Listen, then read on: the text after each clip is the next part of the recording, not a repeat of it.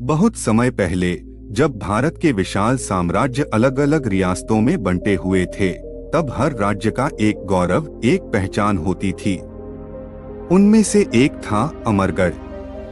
पहाड़ों से घिरा, चारों तरफ हरियाली और चांदी सी चमकती नदियाँ। अमरगढ़ वाकई धरती पर स्वर्ग जैसा था। राजा विक्रमदेव न्यायप्रिय, साहसी और जनता के लिए पिता समान थे।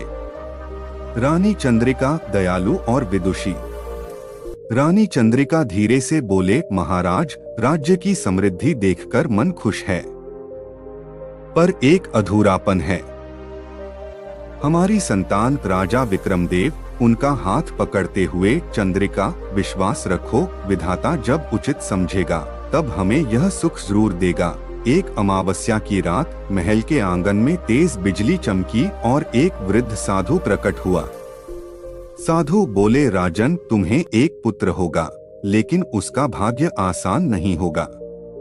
उसकी रक्षा के लिए तुम्हें अपने प्राणों की आहुति देनी होगी। राजा विक्रमदेव, मेरे प्राण मेरे राज्य और मेरे पुत्र के लिए अर्पित हैं।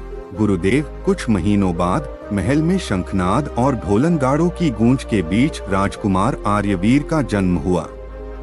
आर्यवीर बड़ा होकर तलवारबाजी, धनुर्विद्या और राजनीति में निपुण हुआ।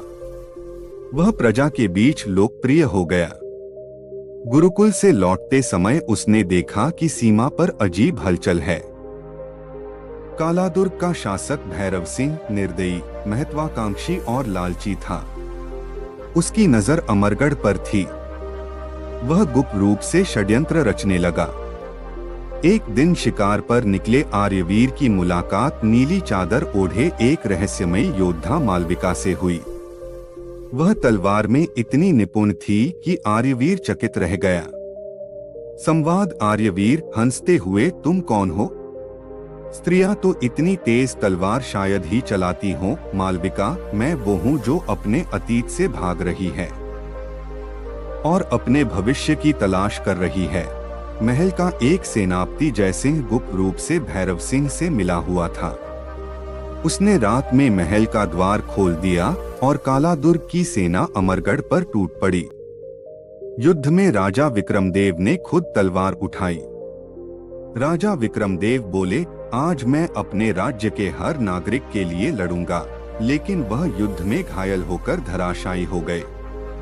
मरते समय उन्होंने आर्यवीर से कहा, बेटा, न्याय की मशाल बुझने मत देना, चाहे कीमत कुछ भी हो। आर्यवीर, रानी चंद्रिका और मालविका जंगलों में छिप गए। आर्यवीर दुखी था, लेकिन हार नहीं मानने वाला था। जंगल में उसने आदिवासी योद्धाओं को संगठित किया, जिनके पास अपार युद्ध कौशल था। आर्यवीर बोले, तुम लोग मेरे साथ हो। आदिवासी सरदार बोले, हम न कभी गद्दार थे, न कभी हारने वाले, तुम्हारे साथ हैं। राजकुमार। एक रात चांदनी के नीचे मालविका ने सच बताया। मालविका धीरे से बोले, चार। आर्यवीर, मैं असल में भैरव सिंह की बेटी हूँ। आर्यवीर चकित होकर बोले, क्या? मालविका बोले, हाँ, लेकिन मैंने अपने पिता के अत्याचार देखे हैं। मैं उस खून को स्वीकार नहीं करती। मैं अमरगढ़ के लिए लड़ूंगी। 3 सालों तक आर्यवीर ने गुप्त रूप से प्रशिक्षण लिया, हथियार बनाए और रणनीति बनाई। वह धीरे धीरे भैरव सिंह के खिलाफ विद्रोह की आग जलाने लगा। युद्धभूमि में दोनों सेनाएं आमने सामने थीं। भैरव सिंह की सेना विशाल थी, लेकिन आर्यवीर की रणनीति और आदिवासी सेना का साहस अद्भुत था। मालविका ने भी युद्ध में असाधारण पराक्रम दिखाया। अंततः आर्यवीर और भैरव सिंह आमने सामने आए। भैरव सिंह बोले, तुम सोचते हो मुझसे जीत पाओगे? आर्यवीर बोले, ये युद्ध तेरे अहंकार और मेरे न्याय के बीच है। भयंकर युद्ध के बाद भैरव सिंह धराशायी हुआ।